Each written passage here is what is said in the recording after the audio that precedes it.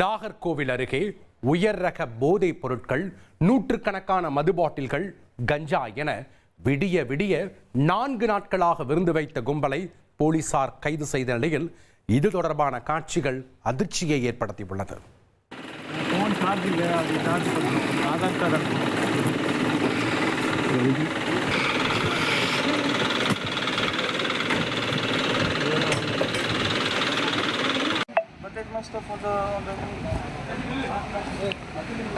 கன்னியாகுமரி மாவட்டம் மருங்கூரில் உள்ள தனியார் விடுதியில் போதை விருந்து நடைபெறுவதாக போலீசாருக்கு தகவல் கிடைத்தது.